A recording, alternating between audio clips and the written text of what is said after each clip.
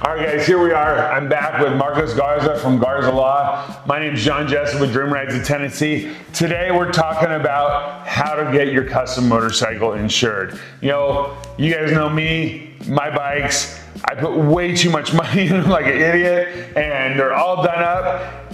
And I kind of just accepted the risk that I'm probably not insured properly. I'm really excited to find out the proper way to insure my bike. So heaven forbid somebody hits it or I wreck it or whatever. How do I make sure that I'm not getting screwed? You know, that's a funny thing when a guy starts with, I'm really excited to talk about insurance, right? Yeah, right? I never thought I'd say, I'm excited to talk to insurance with a lawyer. Yeah. Anyway, but here we are. Yeah. First thing, I mean, it's obviously really important. So what happens, someone will come in and buy a motorcycle, as you well know, and they'll spend a fortune on it because they love it, right? And it's beautiful. And if you've touched it, it's going to be extra beautiful. And so point is, you don't take compliments. It's going to be amazing, right? The problem is, once you go from that $20,000 or $30,000 into a bike to that 30 to 50 or sometimes even 100 plus, what happens is if you get in an accident, I should say this, eventually all of us will lay a bike down, or if you ride long enough, something is going to happen to that bike, right?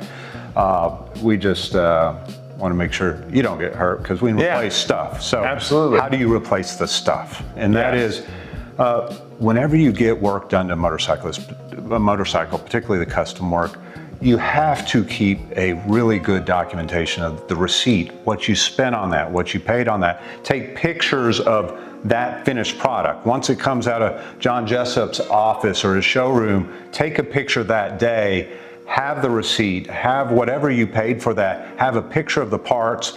I'm sure John can produce, or whatever organization that you're adding extra parts to can produce an itemized list of those parts and what the costs of those parts were, as well as what the labor was.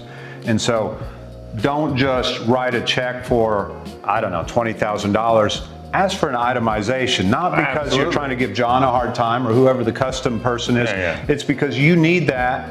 If that thing ever gets damaged, the first thing that the insurance company on the other side is going to do, Geico or Progressive or State Farm, whatever, name one of these companies, they're going to come to you, and their adjuster, who doesn't know a motorcycle from a moped, is going to say something like, well, the Blue Book value, I run into that all the time in the shop. For your V-Rod is what? Well, it wasn't a V-Rod 4 years ago. It's been changed so many times. It's nothing like that original custom bike at this point. Yeah, and so they'll give you the Blue Book value for whatever it is, your Dyna Wide Glide, and they're going to say, oh, it's worth $8,300. Well, it's not worth $8,300. It's worth $50,000. Yeah. And so how do you prove that? And so the way the law works, the person who is negligent or caused the harm to you is supposed to put you in the position you would have been had this not occurred. Well, how do you prove that? Well, it's got to be documentation, which is a pain in the neck. I get it. Absolutely. But if you're willing to write that first check, get the itemization, put it in your safe, put it somewhere where you're not going to lose it, because if something ever happens, you can pull that out and rely on it. And quite frankly, it's still going to be a battle, just to be honest with you. Absolutely. We help folks all the time negotiate stuff. Even if they're not hurt, sometimes we will get involved just to help out. To try to get full value out of a bike, because it's really tough to get full value. And then the other thing is, part of the thing is everything does go down in value for the most part. Absolutely. Unless it's real estate. Let me ask you this. So how do I go, if I'm buying insurance for my own bike, right? And, I want $100,000 in coverage or whatever.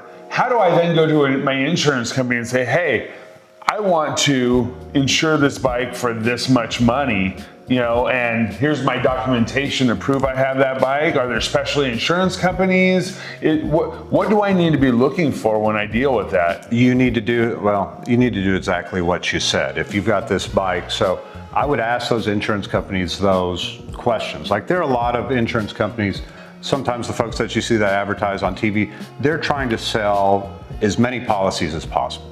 They really don't care about the amount of the policy. They just want to sell you a policy. That's how insurance companies make their money, by the number of units they sell. They could care less whether they sell you a $25,000 policy or a $100,000 policy. So you as the motorist have to know that, wait a second, I need more coverage. They just sent me what is required by the state. For example, in the state of Tennessee, you have to have a $25,000 minimum policy. So they'll sell you a $25,000 policy. If you have a motorcycle, you want to make sure that you've got $100,000 in property coverage if your bike's worth $100,000.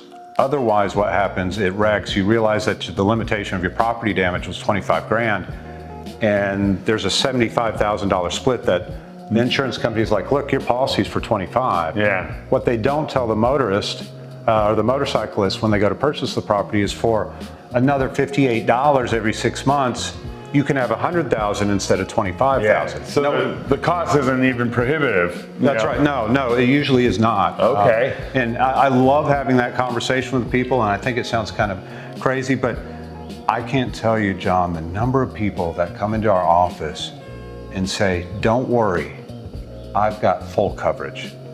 And what that really means is they have a legal policy, but they've got the minimum $25,000 for bodily injury, and that's really about it. And they've got a little bit of comprehensive and a little bit of collision. Yeah, it's not a real policy. But it's not a real policy. It has a check in each of the boxes, but it's so woefully undersized. Yeah. Okay.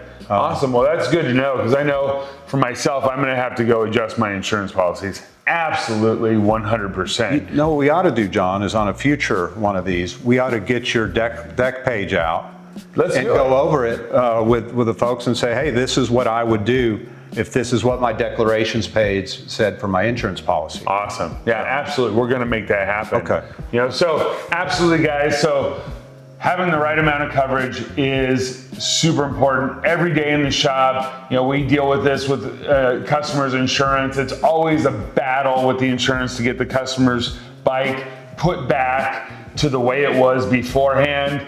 And nobody wants their bike totaled. We love our bikes. We put our heart and soul in these things. So I really appreciate the information. Thank you. Thank you. Well, also too, if you get a work of art that John Jessup produces, you want to protect it. And so ask a lot of questions. But this is for everybody across the country, really. There's amazing shops all over. Yeah. And, I don't care who builds your bike, get it insured properly. And, from my point of view as a shop owner or service writer or whatever, that really helps us get your bike going and on the road, as good or better than it was before. Well, let's be clear, neither of us have any interest in any insurance company whatsoever. So that we're earnest in giving this advice. And then the other thing is, I answer questions all the time. I mean, there is not a better calling for me than to answer a question. If you're talking to an insurance company and you don't understand the moving parts, call us. We will talk to you. It doesn't cost anything.